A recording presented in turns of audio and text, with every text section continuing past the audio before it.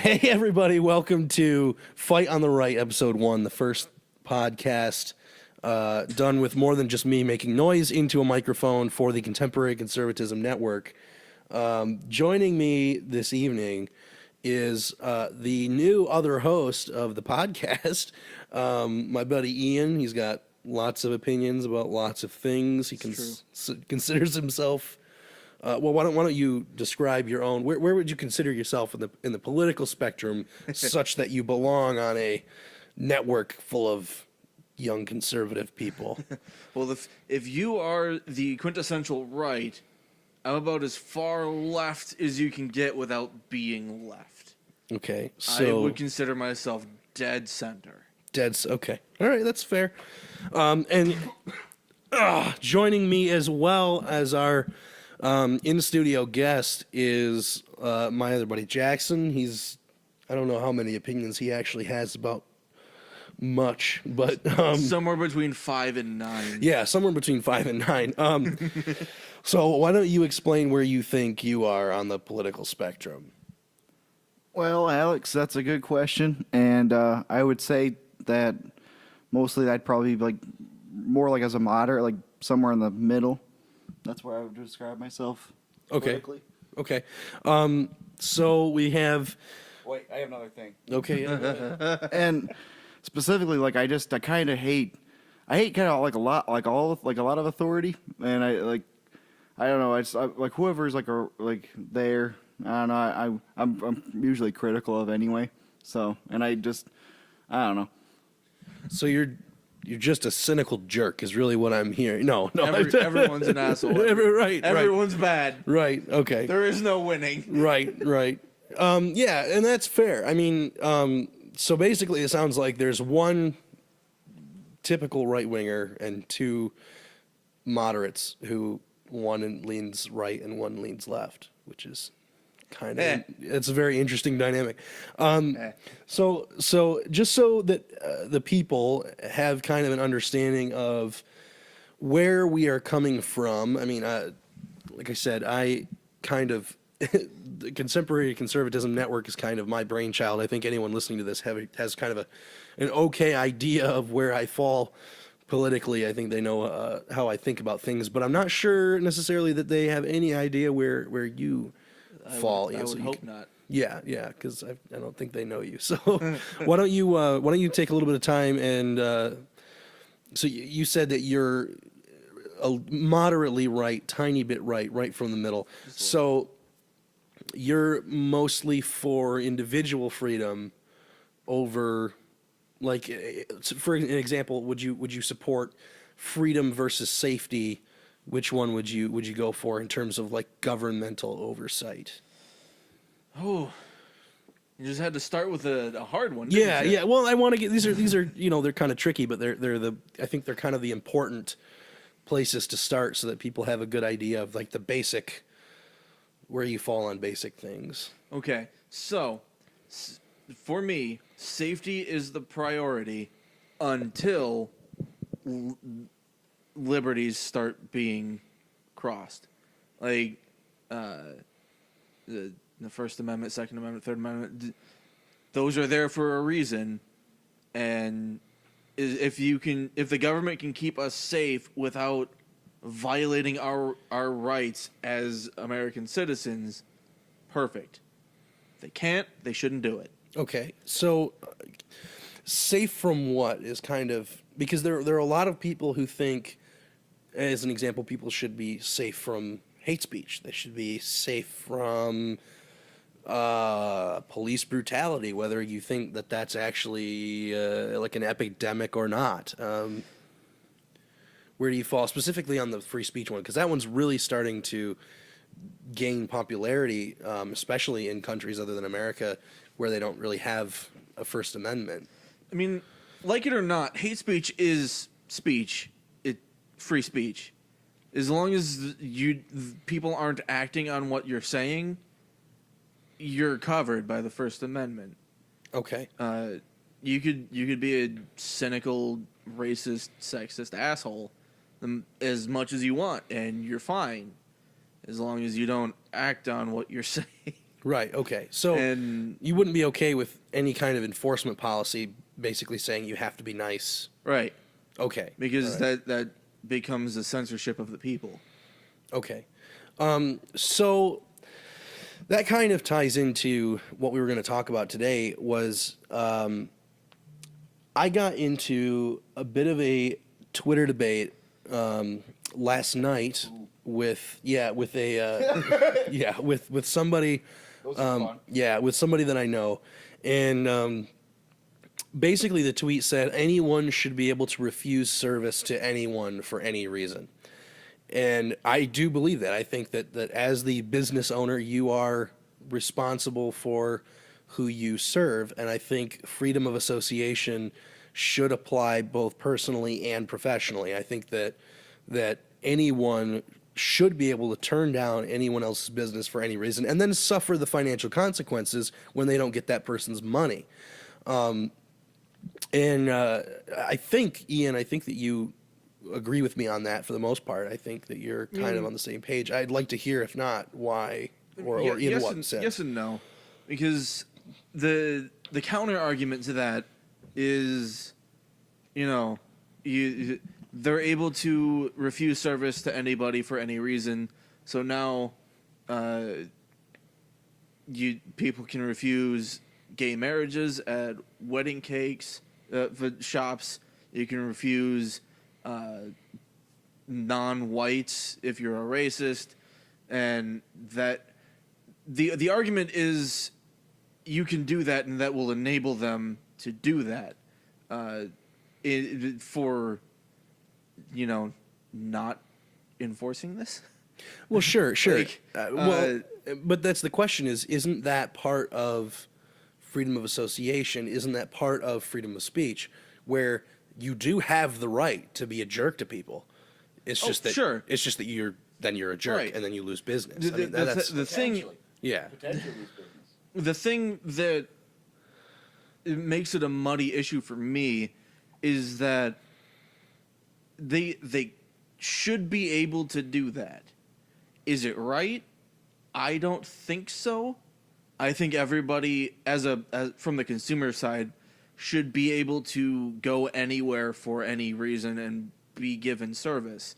Should the shop owner have the right to refuse service? Sure, it's their business, and they should be willing to suffer the financial fallout of refusing someone's Okay. business. So basically, you're kind of like I can see both sides. yeah, but you're kind of coming from the perspective of being a dick to people is bad, but you should still have the right to be a Right. dick to people and then Right. suffer the consequences financially. Right.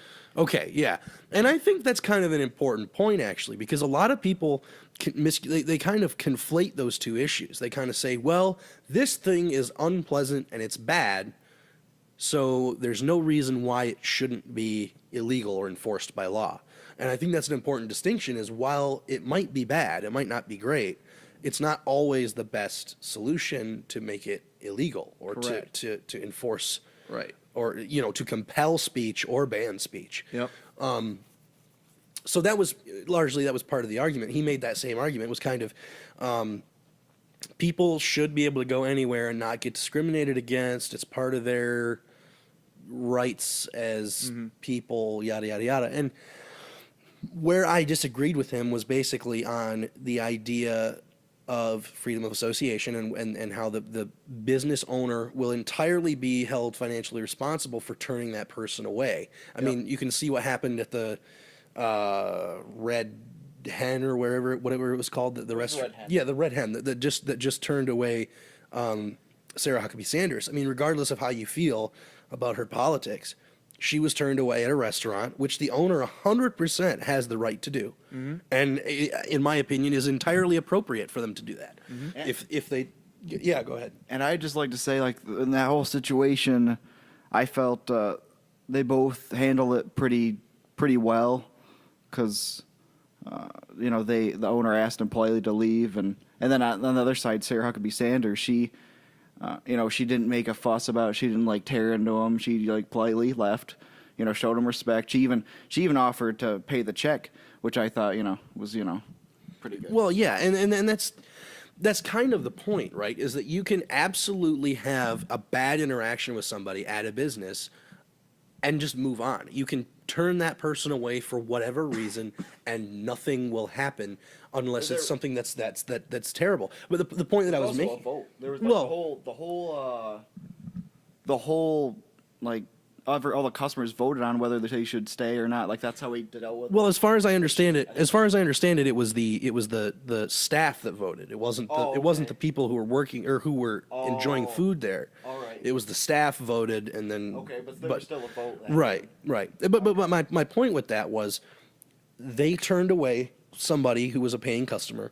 They didn't get that person's service, and now the people who support Sarah Huckabee Sanders also aren't going there. As far as I understand, the Red Hen has been pretty slow the last couple of days Really? because people are kind of upset. That's the thing that happens though when you decide to alienate half your customer base. That's the decision they made, and they exactly what you said. You do suffer the consequences when you are running a business and make a decision like that. Right. And so I was talking to this guy on Twitter about this, right? And I was Right. bringing that up and talking about how people do respond positively or negatively to your choices in terms of that. And basically his argument was, well, what if you had a restaurant in a primarily white area that turned away black people? Would it still be okay? And my answer to that was, of course, it would still be okay for them to turn. I mean, it wouldn't be okay for the act of doing it. I mean, that's obviously a douche move, and you shouldn't do that. It's particularly It's egregious very- because of our history with Right. with African American people and It's slavery very and all that. blatantly racist as well. Right. Right. But the argument is, does he have the right to be a racist and turn that person away, and then also suffer the financial consequences? His argument was based on the idea that because it was in a primarily white area, they must all be racist because they won't care if he turns away a black person. It assumes that those white people are okay with racism, which I think is completely bogus. I think, especially in today's day and age, racism, actual true racism, is like so zero tolerated. Like there's so much zero tolerance in terms of actual racism that I was arguing I don't think that's a real concern. But the meat of it, the long People could, they could, if they knew the owner was doing stuff like that and saying like black people couldn't come to the restaurant. I mean, a lot of the white people would probably disagree with that, and they would you could lose business that way, couldn't you? Oh yeah, entirely, and that's and that's the argument that I was making, right? Was that you have the right to be a racist and go and discriminate at your place of business. The government does not. There are laws preventing the government from discriminating, and that's fine. That makes perfect sense because the government has no business having any kind of opinions on anything for the most part, really. I mean, it's not their job to have opinions. It's their job to make sure that we don't get killed by the Koreans. So my point was you could be racist and people would be upset. They won't go to your business. They will go out of their way to make sure that other people don't go to your business. But the meat of the debate really got down to the difference between, and this is what I wanted to talk about primarily in this first episode, was the difference between positive liberty and negative liberty. And this guy that I was arguing with was a poli-sci major. He was He's a friend of yours? yeah, he's a friend of mine. He's been in the poli-sci field for longer than I have. I just recently switched my direction of study into poli-sci and law, so I was not familiar with this concept of positive versus negative liberty, and I did some Googling on it, and it really is fascinating, and it's why it makes a whole lot of sense why people on the left are pushing so hard for equality of outcome as opposed to equality of opportunity, meaning they would rather have the government mandate that your board of trustees or your political cabinet has to be half male, half female, or has to have so many people of color, has to have this and that. The difference between equality of outcome and equality of opportunity is that the equality of outcome says, right, that you have to have these X number of people of different races by mandate. You have to. And equality of opportunity says you can't discriminate against those people, and then you hire whoever is best for the job regardless of their race. It pays no attention to what color skin you have, what your orientation is, what gender you are. It just focuses on your qualifications in terms of whatever it is that you're doing. Which for me, obviously, I'm very much pro equality of opportunity as opposed to equality of outcome. I think equality of outcome is actually very dangerous. It discourages people from being the best at whatever it is that they're doing. Ian and I were talking about this a little bit earlier, that Harvard has recently started decreasing the number of Asians that they take in because they do disproportionately well in school. And they claim that it's unfair to the African Americans and to the Mexicans who perform a little bit lower on average for whatever reason. And so they're being accepted. They would normally be accepted into Harvard at a much lower rate because the Asians are performing disproportionately well. And so what they've started to do is cut back on the number of Asians that they're taking in as undergrad students at Harvard to offset that. And in my opinion, that's blatantly racist. I mean, that in itself is blatantly racist. Like, you're too smart. That's just as bad as saying you're too dumb, you can't come here. You're too dumb because you're black. Like, that's just the You're same. too smart because you're Asian. Exactly. You're too smart because you're Asian that's a terrible thing. Like, in my opinion, that's an awful thing. But anyway, And I'm sure if there were donors involved, their tune would change. oh yeah, absolutely. You're probably right on that.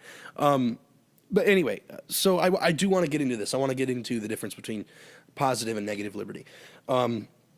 So positive liberty is, and I'm going to read this right from Wikipedia, positive liberty is the possession of the capacity to act upon one's free will, as opposed to negative liberty, which is freedom from external restraint on one's actions.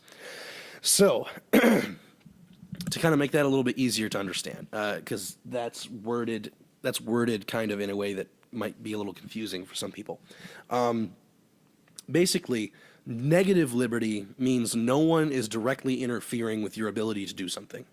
So if you want to set up a target behind your house with a sandbank that you can shoot your guns into, no one is saying to you, you can't do that because of this, this, and this reason. So if you have negative liberty, you are basically not being prevented from exercising your liberty. That's a very hands-off, laissez-faire type way of looking at things. And it tends to be the libertarian perspective as well. And so I was looking at that, and I was interested in looking at the relationship between that and negative and positive liberty. Positive liberty, as I read, is the possession of the capacity to act upon one's free will. This is the issue that I have with positive liberty, okay? Positive liberty basically says that if you don't have the capacity to exercise whatever right it is that you think you have, you should be able to forcefully exercise that right. So what he was arguing with me on Twitter, to go back to that, was that a person being turned away because of their skin color is being denied their positive liberty because they weren't able to exercise their right to go and get served equally with white people. And my argument was, oh, sure, but what about the negative liberty of the cake baker, or in this case, of the restaurant owner, whatever? What about his negative liberty not to be forced into a transaction that he doesn't want to be a part of? And so there's this balance between positive and negative liberty. And what I thought was really interesting was that you can't actually have either of the two liberties without the other. Right. It's just a matter of choosing which one to emphasize. So do you want to lean more towards making sure that people can exercise their right at the expense of potentially violating someone's negative liberty? Or do you want to really focus on the negative liberty and run into the risk of someone maybe not being able to exercise their positive liberty to as big of a degree, and to as large of a degree? And looking at it, I thought it was really interesting. It made perfect sense why people on the left typically go so gung-ho in terms of these affirmative action programs, why they support forcing the cake baker to make a cake for a gay wedding, why they would support forcing someone to serve someone of a race that they didn't particularly like for whatever terrible reason. It's because they believe in this concept of positive liberty. And it stems from, and I can read this here, it actually originally comes from the Frankfurt School, which is, by the way, where the concept of critical theory comes from, which we can go into later. In my opinion, it's kind of a scary idea, but it's basically based in these neo-Marxist ideas where they say, well, all these structures in society, the ageism, the sexism, the classism, the racism, these all inhibit someone's ability to practice their positive liberty. These are all things that are preventing someone from being able to exercise their right as a person to be treated equally or whatever, basically. And that was his argument. He was saying that turning that guy down, it violates his right to be treated equally. And my counter to that was that's not entirely true, because he still has the ability to go and get food somewhere. If the example that we're using is a black guy going in to get food, he can still go to another restaurant and get food. There's no one saying that you can't get food, period. You just can't get food at that place because that guy's a jerk. And that was kind of my thing, right? You're still respecting that person's ability to exercise his freedom to be treated equally and get the same services that everyone can get. He's still able to get food, presumably the same type of food, probably, because there's going to be more than one restaurant in the area that serves similar food. Not necessarily, but continue. But in general, I mean, in general, Like, is this a small town or? what does I'm just saying in general, like if the example was, so let's use the example of the guy who was baking the cake, right?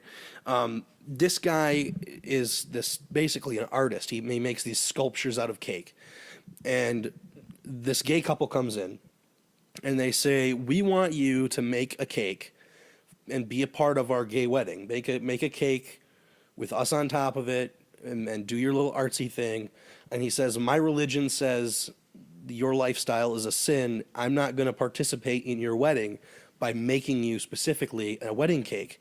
If you'd like to purchase any of the other cakes that we have on display, you can do that. You can feel free to do that. But I'm not going to make you a cake specifically for your wedding, because that would violate my religious liberty. It forces me into an interaction that I don't want to have.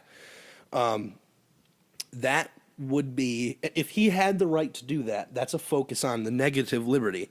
No one is infringing upon his religious freedoms by forcing him into an interaction. No one is preventing him from being comfortable in a situation based on his stuff that you arguably can't really control, your religious convictions. Whereas the positive liberty says that the people going in there should be able to force him to make the cake so that they can exercise their right to get a cake, to be able to enjoy that service in general. And my issue with that is you can still go anywhere else and get a cake. You still have the right to get a cake. You just don't have the right to force that particular guy to make you a cake. That's where kind of the breakdown came from, the focus on positive liberty versus negative liberty, the hands-off versus the hands-on. And that was kind of that long roundabout explanation of it. I wanted to kind of get your take on it. Is it more important in general to focus on the positive liberty, the ability to will your way into being able to exercise your right as you think you have it, or the hands-off, laissez-faire, negative liberty that kind of says I can do whatever I want as long as I'm not Breaking breaking the law, directly infringing on someone's right, preventing them. Because obviously I said to the guy, I was like, you know what? Absolutely, if this guy was being universally turned down everywhere he went and no one would serve him, and it was an entire industry-wide thing, like where they were like, nope, we're not serving black people. They can't get anything from our anything. They're not able to get this thing. Obviously, that would be a problem. Obviously, that would be an issue, because then they are actually being denied an entire service. Like if every single cake baker in America said, we're not going to make you cakes, then that's a problem. but that's not the reality. And it doesn't make any financial sense for the cake bakers either. I mean, if that guy wants their money, he should just make the cake. If it's not that big a deal to him and he has the money to be able to kind of say, all right, I'm not going to engage in that. You can go down the street, check out a different one, or buy one of our other cakes on display. Then that's a different issue. But so anyway, yeah, I wanted to get your thoughts on which one you think is more important to emphasize, the positive liberty aspect or the negative liberty aspect of the view of rights. Okay, so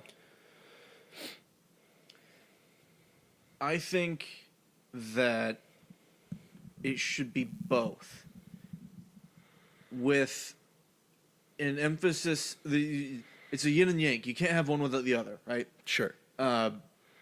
It should, because the big issue with enforcing negative first over positive is there are currently still sexists, there's still racists, there's still this, that, and the other thing, and enforcing their negative liberty right to refuse any sort of service to anybody that they may or may not like for whatever conflicting interest perpetuates those issues. So what I think should be the case is prioritize positive liberty. Everyone should be able to go anywhere, get anything, any sort of service. We're all humans. We all have the same rights, right? Until those things aren't an issue anymore. The racism, the sexism, the this, that, and the other thing. And then we can enforce the negative liberty. But that would back and forth. That would imply that it is not a right to be sexist and bigoted, which arguably it is. You have the right to be sexist and bigoted, and actually, what you're talking about would be a direct infringement on their ability to be sexist and racist and bigoted. Whether or not that's arguably a good thing in general. Okay, the issue is you have the right to do it. It's wrong to do it. So, but is it the government's job to force people to not do the wrong thing in terms of this, when there's already a system in place, arguably, the free market system, to go in and say, hey, that guy's a jerk. We're not going to go to that business, run him out of town. I mean, we saw that issue in Alma with Sam, where he, smacked the little Mexican guy and lost a load of business. It slowly picked back up after time, but for a little while there was quite a bit of controversy there, and he probably lost quite a bit of money on that. And there's been history with Pizza Sam being, abusive to his workers for years, and that's that catches up to you after a while, I think. Well, and that's another thing to support that idea, and that's what I'm wondering from you is, doesn't that, what you proposed just now, doesn't that take away from someone else's freedom of association to choose if they want to be a jerk to people to be? Doesn't that prevent them from living a free life being a jerk to people? I mean, like you said earlier, is it the government's job to make sure that people aren't mean to other people? It's not the government's job, it's our job. Like, everyone, as far as I know, is raised to be a good person. Sure. So it should theoretically be a non-issue of denial of service. You want to be a jerk at your business, that shouldn't be a thing, because you shouldn't want to be a jerk at your business. Well, and you should want to do whatever is financially smartest for your business. Right. I mean, right. That's kind of the point, right? Because your argument with the free market system works on a macro scale, but you go back to Sam's and Elma, the common thing that I heard, going to what you said about being abusive to his workers and what you said about smacking the deaf Mexican guy, everything that I heard from everybody that I talked to was, yeah, he did that. It was kind of shitty, but he still makes good pizza, so I'm going to still go there. Like, well, I mean, you can't. I would make the argument. I think his business did slow down quite a bit. I mean, in general, people still. It's obviously still in business. I personally didn't notice a slowdown, but I mean, I'm not in there every single day. Yeah, and I don't know. I don't know for 100%. I had heard that there was a slowdown in business when that happened. I know a couple of people who chose not to go there, but that's anecdotal. That doesn't really count for much. That was just that was my impression. I thought that people kind of slowed down their going to that place. Again, like, it all depends on the situation on a local scale, because we can use the cake maker for example. Let's say in theory, this cake maker. Let me get situated. Yeah, you're all right.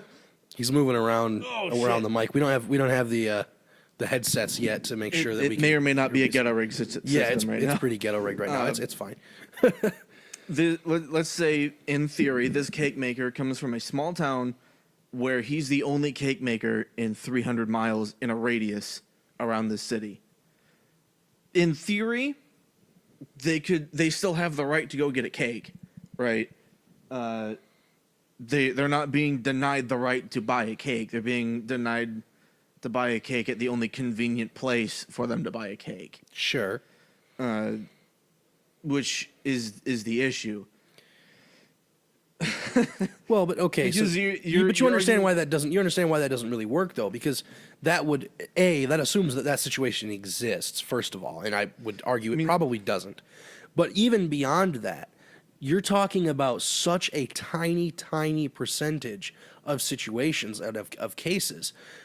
What you're proposing, if you are for forcing that positive liberty and enforcing that positive liberty, is infringing upon the majority of the people's right to freedom of association for the like fraction of a percent of cases, like legislating based on Just exception, not the rule. well, not even just the exception. I mean, like the pretty much, as far as I know, has never happened type situation. I mean, we're talking entirely hypothetical Yep. situation Yep. that I don't think has ever really taken place, or at least it's never been publicized that it's taken place.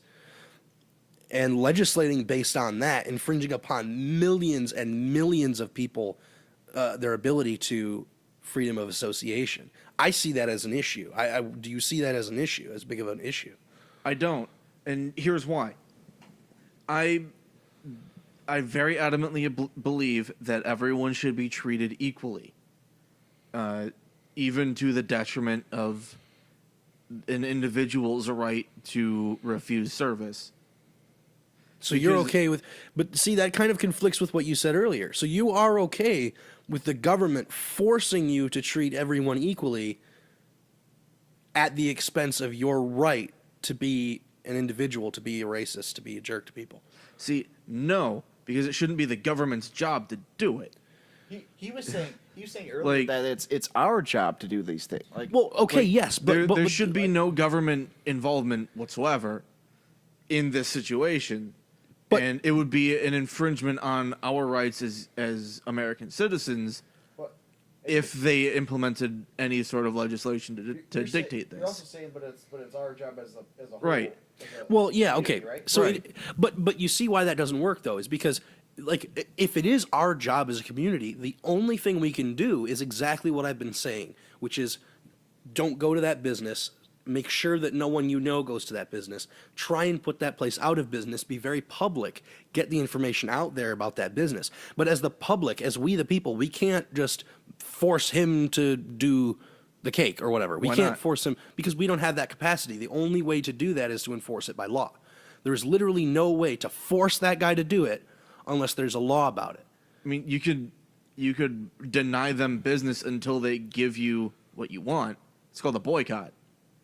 That's exactly what I'm saying, though. A boycott is the same thing. Boycott Yeah. the business. Don't go there. Make sure that Yeah. no one else goes there.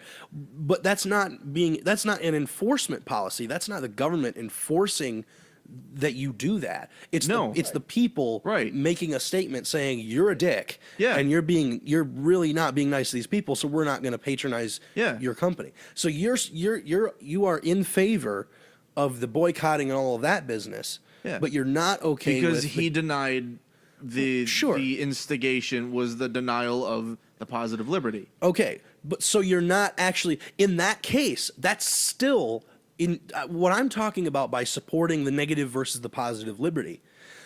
What I'm saying is it more important for like the government to focus on the negative liberty or the positive liberty in this case? I would argue it's more important that the government doesn't doesn't put their fingers in this issue, keeps the hands off, laissez-faire, and then lets the people Straight up. fix the problem. Okay, Straight up. It should not be a government issue one way or the other. It should be a local, individual, like personal issue within the Right. community. okay. So your view on this, and I want to make sure that I'm getting this right. Your view on this is that anyone should legally be able to turn away anyone else from their business Yep. for any reason. Yep. But Asterisk. At the same time, everyone should also be able to go anywhere and be given the service that they request. go anywhere every- is iffy there. Okay. Like that's a slippery thing there. You And have to be any clear. person should be able to go anywhere and get the service. It is the service provider's right to also deny said service to the detriment of their own business, because then they get hit with the boycott that wouldn't end until they give them the service anyway. Right. So it would be in their own financial interest to just do it to begin with. But so the issue with that, right, is that then that what that actually means is you don't actually have the right to go anywhere and get the service. You just have the right to get the service in general from somewhere. Because you can't have both. You can't both have the right to get service anywhere and then also have the right to turn people away. This is kind of the issue that was had with the some of the healthcare issues where people were saying doctors should be forced to work on people for free, basically, which is absurd because then the doctors aren't getting paid to do their work. It's kind of that same idea. Is you can't have both the right to go in and get the service anywhere, and then also have the right to turn people away at your business. Sure, you can. Well, no, I 'cause have they free conflict with speech, each but I other. can't go into a movie theater and shout fire. Well, that's not really speech. I mean, the reason that's There's always illegal. consequences. Well, the reason Right. that's illegal is not because you said the word fire. It's illegal because of the what takes place afterward. It's because you yelling fire in a crowded theater is a call to action, which is run away at the fastest speed that you can, and if you have to trample people doing it, do it. Like that's basically the call to action that happens when you go into a theater and yell fire. If you go into a theater and yell the N-word, you have that right. You can do that. It makes you a jerk, and people will know that you're an absolute jerk. Like, you are not a nice dude if you're running into a theater and yelling something like that. But the reason that yelling fire in a crowded theater is illegal is not because you said the word fire. It's because of what happens after that. It's because of the action that you have called based on that. It's why technically hate speech is just speech that intentionally incites violence. You can say on a podium, black people are bad because they're black. And that's fine. It's not exactly fine. It's not nice. It's also not a good circular thing to logic. say. Yeah, it's not a good thing to say. What you don't have the right to do is say black people are bad because they're black, and you should kill all of them. Like, that's not okay. That's where it's illegal, because that's a threat, and you can't make a threat. That's a call to action. That's illegal. So really, there's no infringement on the First Amendment there. There's no kind of hedge of restriction on the First Amendment in the case of the fire in the crowded theater, because it's not the speech that you're getting in trouble for. It's the action that you incited afterward. So that's why I'm saying you can't have the right to go anywhere and get the service, and also have the right to turn away anyone from getting the service that you provide. They conflict with each other. You can't have both. But you can have conflicting things. Everyone has both positive and negative liberties in equal Well, parts. right, in general. The argument is the positive liberty is not that you can go anywhere and get the service. The positive liberty is you can get the service, period. You have the ability to go get the service from somewhere. The negative liberty is you also have the right to prevent someone from getting the service from you. You don't have the right to prevent them from getting service in general.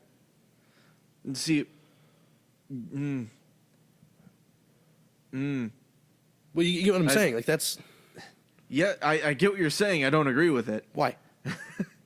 I mean, that's Because, fine. That's fine. That's the whole purpose of the podcast. I want to know where that breakdown is. I want to know why that, because understand again, I'm not saying that it's an okay thing to do. Right. I'm not. It makes you an condoning it. asshole. Yeah, it still Totally. makes you just a rotten human being. I'm putting like I'm imagining I walk into McDonald's Okay. and they say no, we're not giving you food. Okay. It should be my right to walk into that McDonald's and get food, right? I'm not saying that that's right. I don't agree with that. So I think it should be your right to walk into McDonald's in general and get food. But it should be the right of the if it's a private owner. See, this is another thing where it's a little bit different because now we're talking about a corporate business, okay, so as we'll- opposed to a private We'll business. use Main Street Pizza because there's only like 3 of those. Yeah, absolutely. Good pizza. Very good pizza. It's Very good good pizza. pizza. So I walk into the Main Street and they say you're wearing a red shirt. We're not giving you food. Yeah. I walked into Main Street with money. I should have everything that I need in order to get food from you. But it's still their right to turn you away as But- as a private business owner. What if they don't have a reason? They don't need to have a reason. Legally, they don't need to have a reason. That's what I'm saying though. They have that negative liberty, the freedom of association. I don't like your stupid face, so you don't get to have my business. You still have the right to buy pizza. You just Okay. don't have the right to buy pizza there. So here's what I'm seeing. You go to any restaurant or any public service facility, 7-Eleven, gas station, McDonald's, Burger King, wherever, they have a sign on the door that says no shirt, no shoes, no service. Yeah. It's them Right. exercising their negative liberty to turn you away because you're not complying with their rules. Exactly. Right. That's fine. They have the right to do that. My issue comes from when you're complying with their rules and they still turn you away. But they can make up the rules as much as they want to. I mean, what if they had a sign out front that said no women or no black people? It's That's still now you're it's- following their it's rules. If you go in- morally wrong at that point. Yeah, it's morally wrong, but the government doesn't get to. I'm saying that you don't. Your rights come from. I mean, I would argue that rights are intrinsic, and that basically what the government does is say we won't infringe upon your pre-existing rights. But when it comes to something like that, where it's a kind of a shoddy issue, something where there's debate to be had on both sides, when you say I have the right to go into any place and get service, that implies that someone has the right to force that business to provide you with that service. And the only someone who can do that is the government. I don't Because they're agree the with ones who that. make the laws. That's the only way you can enforce policy is by making a law about it. That's the only way. That's how laws work. I mean, that's the only way you can enforce anything is by law. That's why taxes. That's why you go to jail if you don't pay your taxes. Like no one wants to pay taxes, but See, I still don't agree with that. It shouldn't be the government's job for us to decide as a people what businesses can and can't do. It should be up to us as people and our money. right. But so you still, by saying that, that means that you don't have the right to go anywhere and get service. You have the right to boycott a place that doesn't provide you with service, and you have the right to go and get the service in general from someplace. All of those things are true. Okay. But you don't have the right to go anywhere and Okay. have that person be forced to give you service. Okay. I walk in to Main Street wearing a red shirt. They Yeah. turn me away for wearing a red shirt. It's not Sure. posted anywhere. Whatever. That's irrelevant. They have the right to. I have the right to walk into Main Street and buy a pizza. Yes, have- you have the right to walk in and pay for a pizza in general. Yes. At Main Street. Yes. And they turn me away. They have the right to do that. Yes. I then, as a recourse, have the right to spread the word throughout all of St. Louis and the surrounding area. And now they're in the red so far that it would take them a year to get out. Yes. In the red. God damn it. That was a terrible Like- joke. It's pretty good. No, it's not. Anyway, but anyway, yeah. But what you don't have the right to do is walk out of Main Street with a pizza. Main Street with a pizza. I have the right to make them give me the pizza No, you after don't. after they deny my service. Well, under threat of boycott. I mean, you don't, but you don't have the right to force them to give you the It's pizza. just like people calling for the gaming community to stop pre-ordering. yeah, You vote with your wallet. They're doing Yeah. shit that they don't like microtransactions and pre-order bonuses. well, and sure. But yada, as long yada, as, yada. but as long as Main Street is willing to take the hit, they still don't have to make you the pizza.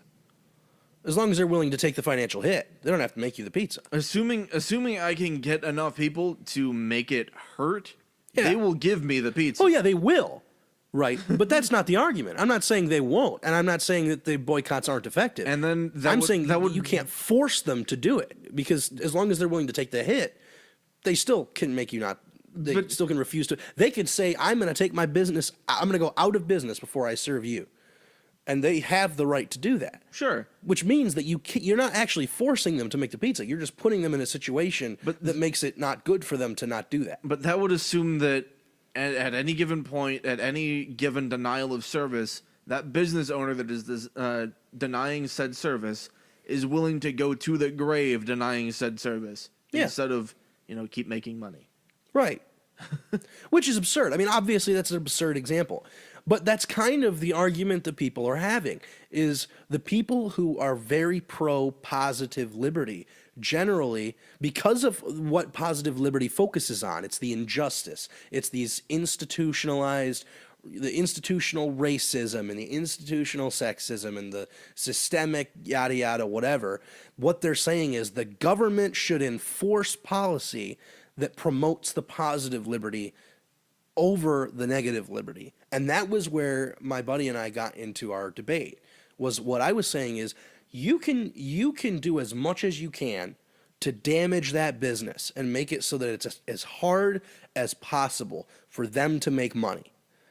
But what you don't have the right to do is make legal policy forcing that person to serve anybody. Right. That was the debate that I had. Right. And I wanted to know if that was where you lined up, or if you were okay with the government making policy to focus on the positive liberty over the negative liberty. There should be no policy. Full stop. Is where I'm coming from. Well, but there has to be some I mean, well, okay, no, I'm slightly mistaken on that. There doesn't have to be policy, but basically not having a policy on it is supporting the negative liberty, because remember, negative liberty is the hands-off, laissez-faire. No one is interfering with my rights in general. So not having policy does support negative liberty, and you're okay with support the government focusing on making sure that they don't infringe on rights while allowing people to handle internal issues like that, like local issues like that. The government's got their hands in too many things to begin with. They don't need to be in my local businesses. Yeah, okay. That makes sense. I mean, and I think the big reason I wanted to get into this topic and the big reason I wanted to talk about it is because so many people on the left focus on nice and not nice versus right and wrong or correct and incorrect. And they think, a lot of them, that you should be legislating based on the idea of something being nice or not nice as opposed to right and wrong or correct and incorrect. And I see that as particularly dangerous because it's not very nice to intentionally misgender someone. In air quotes, misgender someone. Like if they have a penis, they're biologically a male, but if they claim to be a female and you say, well, I'm not going to call you that because I'm not going to lie to myself about what you are. There are people who think that you should be fined or jailed for intentionally misgendering someone because it's an attack. It's like just as bad as physically attacking somebody. No, Yeah, it's not. right. but that's kind of It's a word, right? right. Yeah, it's just a word. But what you're doing is quote unquote invalidating their existence as trans people or whatever. I mean, that's a whole different argument for a whole other time. But that's kind of the idea, is that people are much more in support of making sure that no one is ever mean to anyone else or is unless you're a conservative, and then they can be mean to you whenever they want in any way that they want. Conservatives can be mean back too, Right. and they are. Yeah, which is dangerous. I mean, It's very dangerous. it's dangerous. It's dangerous for both sides. It's the identity politics, and identity politics. It's what I'm seeing from where I'm standing. It no longer are both sides talking to each other. The analogy that I heard that I saw thought was really fitting is it's like a game of dodgeball where the left is on one side and the right is on the other.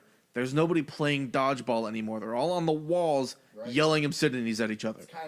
Nobody's playing. Nobody's throwing balls at each other. It's kind of like at the end of the game, like the game's close to end, and like people they don't want to get out. Yeah. they just want to The- stay alive in the game as long as they can. the clearly non-athletic people that Right. that are in dodgeball because yeah, they have to. They be 'cause just it's they part just of love gym being out class. on the court, and they don't Right. want to get out, and they'll do Yep. anything not to get hit. Basically, Yep.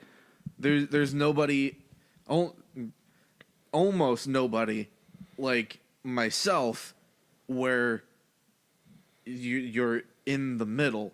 You're either on the far left or you're on the far right anymore. There's no in Well, between. I think And- I think that there is an in between. I think it's the silent majority. I think it's, and I think honestly that's why Trump won in the first place. I think was because there were a lot of people who were like all over the spectrum, did not align with one side or the other, and people started polling around and asking everybody, and they're like, "Of course we're going to vote for Clinton." And the people who answered the phone calls and answered the surveys, but the people who didn't, the people who are silent usually about politics, and were like, "Well, we're not going to let Hillary win. Obviously, I guess we'll just put this lunatic in for now and see what happens." I think that's what happened. Was they came out of the woodwork and just all voted for Trump because of this ridiculous. I don't agree with that though, because if you look at the sheer numbers, Clinton would have won if we used strictly a popular vote. Well, It's because of the Electoral College that Trump won. assuming that she didn't actually steal 5 states, which is there's evidence to support that she may have actually stolen 5 states from Trump as it was. I haven't heard anything about that. We'll go into that. We'll at go a into later that time. later. That's a different. That could be a conspiracy theory. I'm not 100% sure on that. But I think Slow your roll there, Alex Jones. Yeah. I think there's enough evidence to say that she at least might have, based on at very least what she did to Bernie Sanders. I mean, Well, literally that whole cheating, thing was literally fucked. cheating him out of winning the Yeah. primary. So but anyway, go ahead, Jeff. back to that dodgeball analogy. It's kind of like if you had an audience, they were watching the game, and like they both like. What if you sat there for like 4 years, you watch the same game where no one did anything, and there was no action, or like in any sport, like there's no scoring, there's no nothing. It's all stagnant. Like no one's going to see that. And then, but then if you saw like some this new athlete come out and he's just whipping balls and just bam, bam, bam, and just like he's just taking them out and like yeah, that's that would- cool. that Like I would think be that's in- kind of what happened. In this analogy, it would be yeah. people wearing blue and people wearing red, and suddenly Trump comes out wearing Right. polka dots, taking out people on both sides. Yeah, It's like, exactly. whoa! Finally, we got to see something happen. Like Yeah. At the very, I don't agree with basically anything that our president has done since Sure. he's been in office because he's a moron. At Sure. the very least, he's kept everything darkly entertaining for the last 2 years. Yeah, I won't argue with that. Like it's terrifying everything that he's doing, but there's always something new to hear. That's fair. There is always new stuff. But I want to, before we end here, I do want to touch on the idea of identity politics, because we did scrape on that just a little bit ago. What I was saying about it earlier was that the response, the reactionary tribalism on both sides is what I think is so incredibly dangerous. I want to see if you agree with me on this. We have on the left basically all of the major mainstream news sources, like, and I mean, I'm maybe not even the news source in general, but at very least the anchors are all crazy left, like way far left. If you follow any one of their Twitter feeds, you can see how far left most of them are. I mean, they're really far left. So we have all of them. We have all of Hollywood, and we have the blue-haired feminists who go on college campuses and protest and break things and go and do crazy. So we have this like Antifa movement as well. All of this crazy left wing side of politics, the socialists, we have on that side that, we have on the left that, and on the right we have, you know, the alt-right, the white nationalists, the people who supported I don't remember the guy's name now, which is terrible, but it was the idea is they support About Charleston? no, they support the idea basically that black people biologically are not as smart as white people. Oh shit! I know who you're talking about. Or something like 'Cause that. Somebody put that forward as a doctrine. Yeah, and it's and I you feel know like it was somebody that was like one of the heads of the KKK or something like that. no, he wasn't. He wasn't. He was the founder of the alt right, basically, and I can't remember his name. Somebody will correct me on it. It's fine. But anyway, That's what the comment section is. that's what the comment section's for. So we have on these two sides of the spectrum, on the far ends of both, we have, so for so long, we have had the news media and the Hollywood left and the feminists. Basically, we've just kind of let them do their thing and be loud and just be obnoxious. And what's scaring me now is that I don't think it's nearly the numbers. I don't think it's nearly as big of a problem yet, but it might become a problem. We have the reactionary on the right, the alt-right, the people who hate the Jews, the people who hate anyone who's not a white male. We see, oh yeah, well you're crapping all over the white male. Well, how about I show up and I crap all over you? It was something Jordan Peterson said, I think. It's probably close to a year ago, where he was like, well, that's fine. You want to play that game. The people on the right are saying, we'll play that game too, and we'll win. Like, we're a lot more violent and mean than you are, and we're going to take you out. And I think that's one of the big reasons that identity politics is so scary, is it has nothing to do with your individuality. Identity politics doesn't give two shakes of a rat's hind end who you are as an individual. Identity politics looks at you and says, you're a straight white guy, so your opinion doesn't matter as much as anyone in this hierarchy. Like at the bottom of the hierarchy, we have the straight white male, and then we have the straight black male, and then, you know, all the way up to trans, two-spirited. It's all about how many victim groups you belong to. Exactly. And however many quote-unquote victim groups you belong to, that's your level of Worth. yeah, of value. your opinion is worth the most. And it's wrong. Well, right, that's what I'm saying though. It should very clearly be objectively wrong, no matter where you're at on the spectrum. And unfortunately, it's not. And I don't get that. Well, they don't care. I mean, it's all about, and I learned this, I did quite a bit of studying on this when I was over in Ireland taking the law class. The old Marxists and basically the new waves of feminism that come from neo-Marxism supports this idea of solidarity.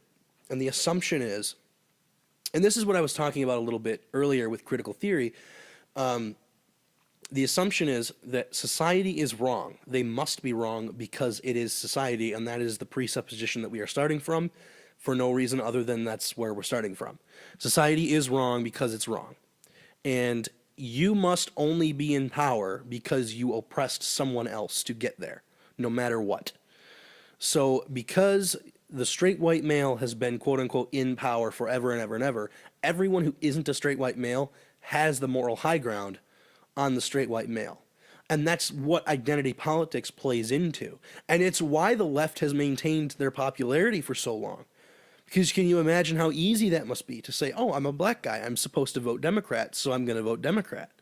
I mean, sure, but you could also argue, oh, I'm a black guy and they're fighting for my rights to be equal. I should vote Democrat. You could, but if you looked at the statistics that talked about which side has done more historically to actually help out black people, Oh, for sure. the It's Republicans the have come out on Republicans. top every time. I mean, and that's not even like a debate. That's But just statistics. The Like, that's- Republican and the Democratic Party flipped back in like the late 1700s. No, I mean Yes. the people who kept slaves were the Democrats in the 1800s. The people who were supported. FDR was a member. I think it was FDR was a but member of the when- KKK. When the parties originally formed, they were the opposite. So the I don't remember the name. The Democratic Republicans and the Federalists. The Democratic Republicans became the Republicans, and the Federalists became the Democrats. Well, basically, it was we want freedom. The Republicans always wanted freedom, Yeah. and the Democrats always originally wanted the big government. They were in support of sticking with England. They were in support of keeping and maintaining that big government. And it's not so much that the parties flipped necessarily. It's that the Republicans had a goal in mind. They reached that goal, and then the Democrats were like, let's go. Like, let's just keep going. Like, they were on the freeway, and the Republicans were trying to get up to 70, and they hit 70, and they were like, all right, we have equal opportunity. We have everyone's voting. We have all of this stuff. And the Democrats were like, fine, whatever. Eventually they caught up and they were like, all right, now we got to do the oppression and everyone's being oppressed and we have to go. It wasn't so much necessarily that they flipped. It was just their focus has changed. I mean, the Republicans never changed. There was never a shift in the Republican view, really. It was just, this is what we want to accomplish. Now we think it's been accomplished. Calm down. There's a flaw in that logic, though. How's that? Because if we 100 and some odd years ago hit what we wanted, times have changed. You need to change with the times. Depends on what you're changing. I mean, the view was, with segregation, separate but equal. We changed with the times. The people who opposed it generally were Democrats. The people who opposed integration were generally the Democrats in the 60s. But that's what I'm saying is historically, Republicans, especially their policies, oh my goodness, their fiscal policy has done way more than the liberal fiscal policy. The liberal fiscal policy has always been tax, tax, tax, tax, tax, and then we'll just dump money onto you to do with what you will, instead of just giving tax breaks and letting you keep more of your money to begin with.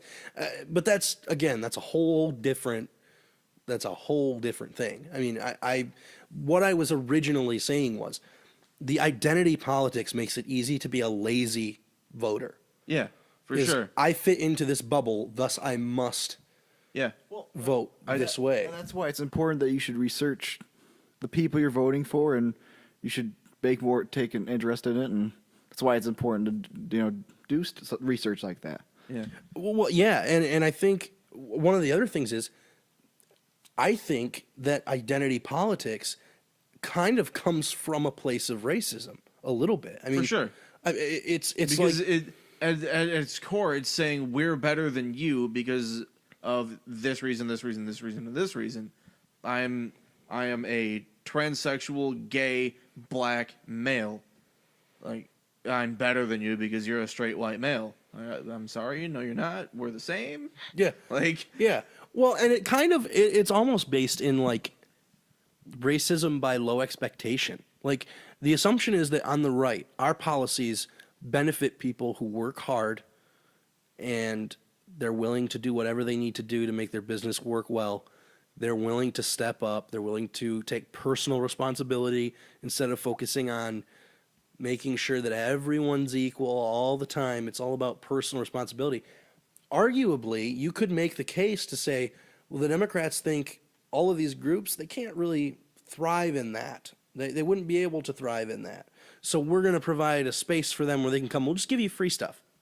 Like, don't worry about being in the, personal responsibility. That's why a lot of people, especially recently, from a lot of the African Americans are starting to come over to the Republican side because they're like, I don't need this handout, DS. I can do my own stuff. And the people who are talking about me keeping more of my money so I can pay for whatever it is I need to pay for are the Republicans. They're the ones that are giving me tax cuts. They're the ones who, the only thing the Democrats are doing is promising me free stuff that I never end up getting. Like, I think part of that is, it's another reason that identity politics is starting to kind of not work as well for the people on the left. We have this quote unquote intellectual dark web thing that's been going on, which is basically full of people who do exactly what we're doing right now, just these long form conversations about controversial topics. And, hopefully eventually we'll get some camera equipment and we'll be able to do, video podcasts and be able to put that up. But basically it's this group of people who are doing what we're doing, who want this open exchange of ideas, who wants this, like, they don't want to be judged based on their skin color or, their background. They want to be judged on who they are and the choices that they make. And they think that that's the most important thing. The only type of diversity, and I've said it a whole bunch of times for a whole bunch of different reasons, the only type of diversity that the left doesn't care about is intellectual diversity. They care about your skin color. They care about where you come from. And I think that's incredibly dangerous. I would argue for hours that, with the exception of the alt-right and the white supremacists, the left is more racist than the right. Yeah, I mean, Full stop.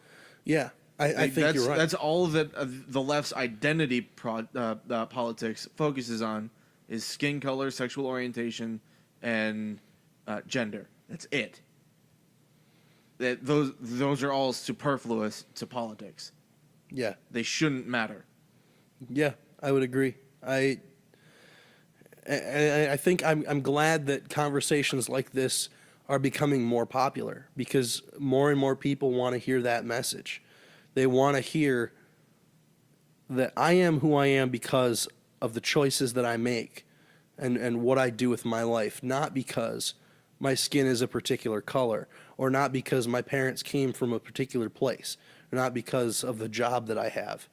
It's because of the choices that I make and my own personal character. That was MLK's whole message, was people being judged based on their merit instead of based The on color of their skin. Exactly. He was a Democrat. Kind of. He was a Democrat who stood for a lot of things that right now the people who are associated with the right or the libertarians are in support of. But yeah, I mean he was. But again, that's a conversation for a whole nother thing. But anyway, I think that was basically what I wanted to talk about in this first episode, was kind of get a feel for how this is going to work. I wanted to get a good understanding of where Ian's at. I know that anyone listening to this probably knows exactly where I'm at. For anyone who doesn't, I'm Christian conservative. I believe in, I'm considered to be a constitutional libertarian, basically, if you were to take the I Side With test, which I think we might do an episode on in the near future, because, oh my goodness, is it ever a phenomenal tool for figuring out that stuff. Decide to do that one later on, when the candidates and such are more accurate. Because right now, I took it recently, and it just shows a bunch of people that aren't they aren't really gonna it's all speculation. I guess They're all it's rumored to it's all do rumors, yeah. like Oprah. Yeah, Oprah and Ben Michelle Shapiro. Obama. Yeah, but anyway, we'll get onto that sometime down the road. I just wanted to get a good idea of where we were all at. I wanted to talk a little bit about positive versus negative liberty, because I think it's just such a fascinating idea that there are that we have the concept of no one infringing upon your right to do things and your ability to exercise your right to do things, both being separate but both necessary for each other to exist. So I thought it would be interesting to talk about the relationship between the two and how things work out, and how you would think that the government should focus on one or the other. But anyway, I think that's pretty much it. Unless Ian, you've got anything else you want to add. I'm not sure exactly how long this has been going, but long enough for sure. So Long enough. yeah. So we will see you again next time on Fight on the Right, and we'll be back before you know it. Thanks for stopping in.